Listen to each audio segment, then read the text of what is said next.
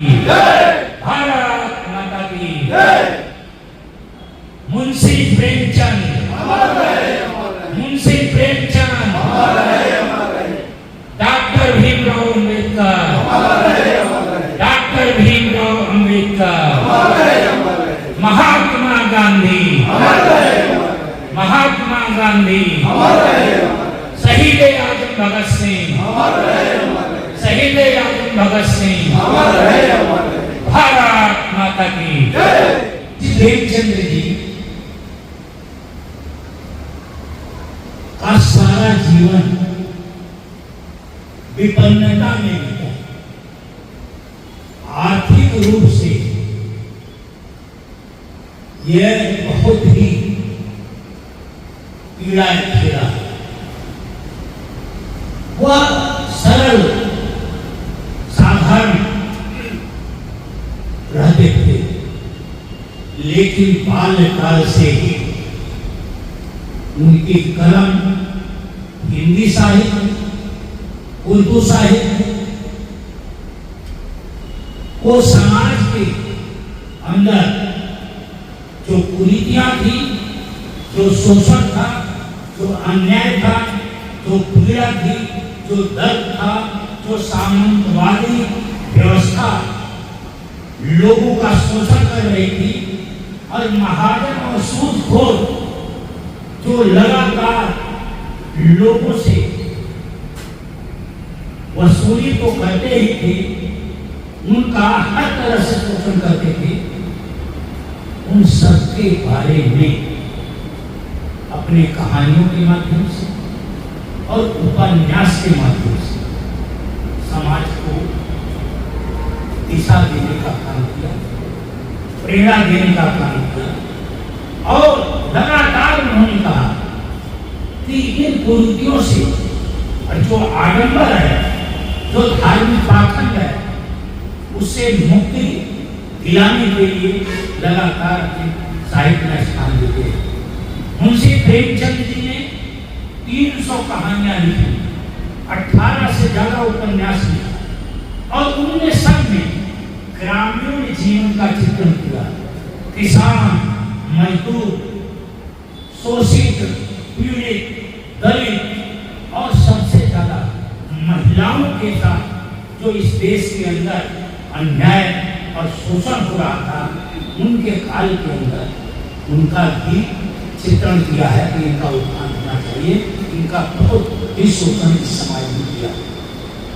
मुंशी प्रेमचंद के साहित्य को हम दो भागों में बांटते हैं। वो प्रगतिशील साहित्यकार था, जहां वो कुरीतियों के खिलाफ संघर्ष कर रहे थे, वहीं आर्थिक दृष्टि से जो कमजोर लोग थे उनको ऊंचा उठाने का भी बात किया। प्रेमचंद जी का महत्व इस बात से भी है कि उनके नाम से हिंदी साहित्य में युग है। प्रेमचंद का युग पहले और प्रेमचंद के बाद। जैसा हमारे मित्रों ने बताया कि वो ब्रिटिश की गुलामी के अंदर पैदा हुए। उनके पिताजी भी कम समय में और माताजी पहले ही, और सारा भार इनके ऊपर अपने परिवार का रखा।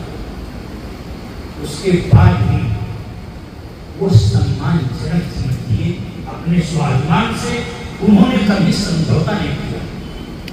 और जैसा उन्होंने बताया कि ब्रिटिश हुकूमत के खिलाफ महात्मा गांधी के आह्वान पर उन्होंने अपनी नौकरी से त्यागपत्र दे दिया, जबकि उनकी आर्थिक स्थिति इतनी मजबूत नहीं। लेकिन आज स्थिति बदली हुई है।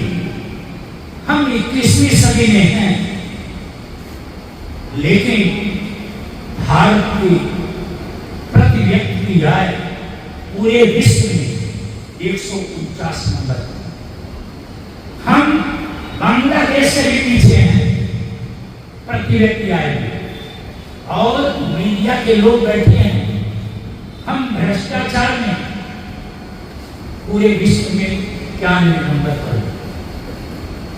विश्व प्रसन्नता रिपोर्ट में हम 147 देशों में 116वें स्थान पर है। पाकिस्तान की खिल्ली उड़ाते हैं, पाकिस्तान 104 नंबर पर है और नेपाल 99 नंबर पर है और हम 116। हम कहाँ खड़े हैं? और मीडिया के ऊपर जो सरकारी नियंत्रण और प्रभाव है 182 देश हम कहाँ नंबर है? इतना इनके ऊपर दबाव है, चाहे बड़ा पत्रकार हो और जो खुली मीडिया है, ये सब सरकार ने कभी नहीं कि हमारी जो विफलता है उस विफलता जो है समाज के अंदर नहीं जानी चाहिए। लगातार अन्याय हो रहा है, तो हम आज हर क्षेत्र में, चाहे छात्र हो, चाहे नौजवान हो, चाहे मजदूर हो, असंतोष क्यों है? क्योंकि बेरोजगारी बढ़ती जा रही है। 45 साल के निचले स्तर पर बेरोजगारी, इसीलिए और आंदोलन को दबाया जा रहा है, दबाने की कोशिश की जा रही है, लोकतंत्र की जड़ें हिलाई जा रही है, संवैधानिक संस्थाओं पर कब्जा हो रहा है। इतना उत्पीड़न प्रेमचंद जी ने जो साहित्य लिखा, जो इनका काल था, उस समय भी नहीं था। लोग अपनी बात को रखते थे, आज बात रखने में भी लोग डरते हैं। लगातार ये सोचते हैं कि मेरे मन से अगर कोई बात निकल जाए तो कल कोई मुझे घर न दे और जेल में न दे। डर के देश 79 साल हो गए हमारे देश को आजादी, लेकिन आजादी प्रत्येक व्यक्ति तक नहीं। भारत का 70 करोड़ लोग 3% जीडीपी पर गुजारा कर रहा, 3% कहाँ खड़ा है? तब खोज होगी थी और आज भी कम मत समझिए। आपका ये आंकड़ा है, सरकारी आंकड़ा है कि 81 करोड़ ज्यादा लोगों को हमें अनाज देना पड़ रहा, वो भी अनाज पूरा पौष्टिक आहार नहीं है। तो हम प्रेमचंद को याद इसलिए करते हैं कि इन्होंने आंखें खोली, शोषण के खिलाफ लड़ाई लड़ी और हमें रास्ता दिखाया कि जो जागरूक नागरिक है देश के, वो शोषण के खिलाफ, अन्याय के खिलाफ, अत्याचार के खिलाफ, अनाचार के खिलाफ संघर्ष करे। और जो स्थिति महिलाओं के साथ तब की, क्या आज देश की आजादी के बाद उसमें ज्यादा सुधार हुआ? लगातार अनाचार उनके साथ हुआ, उन्हें वस्तु समझा जाता है, उन्हें मानवता की कटघरे में रखा नहीं गया। हमारे देश में लेखकों ने, विद्वानों ने, कवियों ने, बुद्धिजीवियों ने लगातार यह बात हमें बताई है कि अगर महिला का उत्थान होगा, महिला आगे बढ़ेगी, महिला शिक्षित होगी, तो वो दो घर शिक्षित होगा। वो अपने बच्चों को, अपने परिवार को शिक्षा देकर समाज की मुख्य धारा में, देश की मुख्य धारा में ला सकते। प्रेमचंद जी ने उस काम को किया, लगातार लड़ाई लड़ते रहे और अभाव में उनका देहावसान है। और उनके साहित्य को पढ़ करके और आज के युग में लोग मालामाल हो गए और प्रेमचंद जी अभाव में भी अपना जीवन गुजारते, लेकिन सम्मान और स्वाभिमान को कभी नहीं छोड़ा। सम्मानजनक जीवन जिया। हमें समाज में रहकर सम्मानजनक जीना चाहिए, स्वाभिमान के साथ रहना चाहिए। हमें जहाँ पर भी शोषण, अन्याय, अत्याचार हो, वहाँ जिसके साथ हो रहा है उसके साथ खड़ा होना चाहिए। आप लोगों ने 9 बजे बंद होना था, लेकिन 9-10 हो गया। मैं अपनी बात को विराम देता हूँ और आप लोग बहुत देर से हैं। आप लोगों का पुनः अभिनंदन करते हैं और स्वागत करते हैं। आप लोग लगातार लेखकों को, प्रगतिशील लेखकों को, रचनाकारों को, स्वतंत्रता सेनानियों और शहीदों को याद करते रहिए। ये बहुत बड़ा काम है। उनसे प्रेरणा लेकर समाज और देश सुदृढ़ होगा। और बहुत धन्यवाद। लोकतंत्र बचाना है, संविधान बचाना है, लोकतंत्र बचाना है, संविधान बचाना है, अन्याय विषमता अनाचार ईर्ष्या को मिटाना है, परिवर्तन लाना है भैया, परिवर्तन लाना है, परिवर्तन लाना है भैया, परिवर्तन लाना है, लोकतंत्र बचाना है, संविधान बचाना है, अत्याचार अहंकार शोषण मुक्त समाज बनाना है, सद्भाव प्रेम सहयोग और बंधुत्व बढ़ाना है, परिवर्तन लाना है भैया, परिवर्तन लाना है, लोकतंत्र बचाना है, परिवर्तन लाना है, झूठ लूट महंगाई जुमलों से जन जन को मुक्ति दिलाना है, जन जन को मुक्ति दिलाना है, भय भ्रष्टाचार असहिष्णुता नफरत की जड़ें हिलाना है, नफरत की जड़ें हिलाना है, फिर क्या परिवर्तन लाना है भैया, परिवर्तन लाना है, लोकतंत्र बचाना है, परिवर्तन लाना है, संविधान बचाना है। अगला है जाति धर्म से ऊपर उठकर, जाति धर्म से ऊपर उठकर मानव में विश्वास जगाना है, विश्वास जगाना है, पाखंड रूढ़ियों और कुरीतियों से, पाखंड रूढ़ियों और कुरीतियों से सबको निजात दिलाना है, सबको निजात दिलाना है, परिवर्तन लाना है भैया, परिवर्तन लाना है, संविधान बचाना है, लोकतंत्र बचाना है। बगैर शिक्षा के कोई काम नहीं चलता है। बहुत बढ़िया वाक्य लिखा हुआ है नीचे,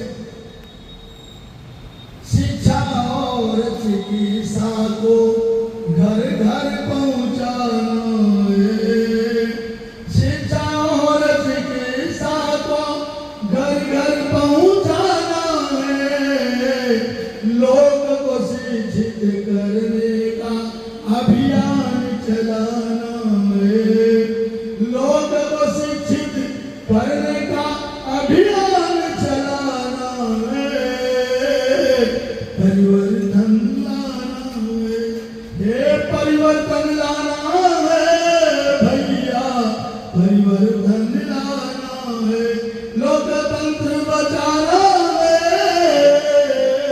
संविधान बचाना है, परिवर्तन लाना है भैया, परिवर्तन लाना है।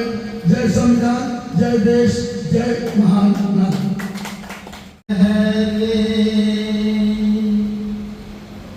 किसी धर्माई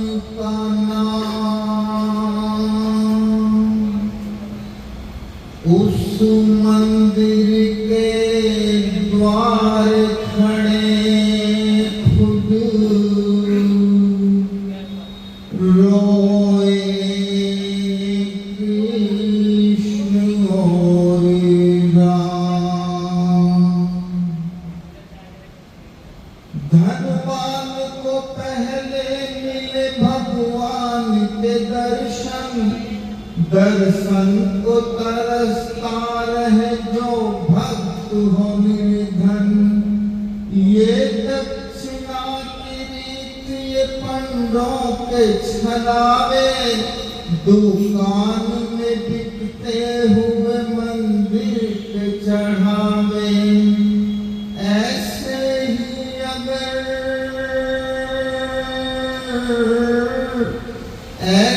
ही अगर धर्म का व्यापार चलेगा, भगवान का दुनिया में कोई नाम न लेगा। ऐसी जगह पे जाके तू कुछ भी न पाएगा, भगवान ऐसा मंदिर खुद छोड़ जाएगा, छोड़ जाएगा, छोड़ जाएगा।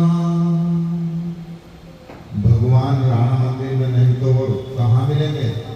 वो खेत में मिलेगा, खलियान में मिलेगा। वो खेत में मिलेगा, खलियान में मिलेगा।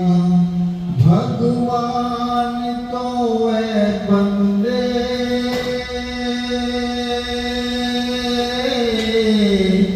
भगवान तो है बंदे, इंसान में मिलेगा, वो खेत में मिलेगा, खलियान में मिलेगा।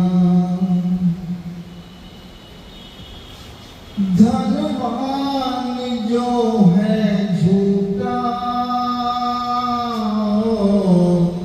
शैतान के बराबर। निर्धन अगर है सच्चा, भगवान के बराबर। वो ढोंग में नहीं है, ईमान में मिलेगा, वो खेत में मिलेगा। गंगा से भी है पावन, मजदूर का पसीना। पानी न कोई समझे, अनमोल ये नगीना। ऐसे ही पसीनों के निर्माण में मिलेगा, वो खेत में मिलेगा। गीता सुना रहा है आवाज में कलों की, तकदीर लिख रहा है नोटों से वो हलों की। मजदूर में मिलेगा, वो किसान में मिलेगा, वो खेत में मिलेगा, खलियान में मिलेगा। भगवान तो है बंदे,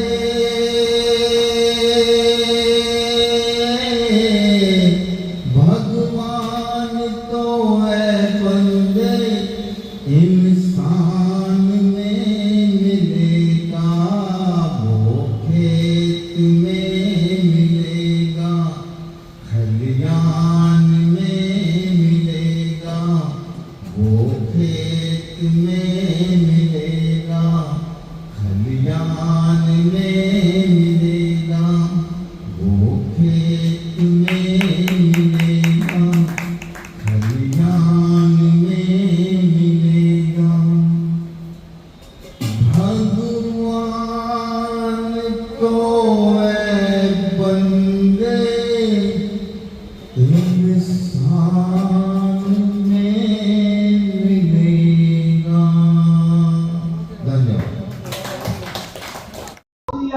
नमस्कार प्रणाम, मैं खुशबू तिवारी आप सभी के बीच रूबरू हूँ GNA न्यूज चैनल के माध्यम से। आप सभी इसको देखिए, सुनिए, ढेर सारा प्यार दीजिए और चैनल को सब्सक्राइब करिए। बहुत बहुत धन्यवाद।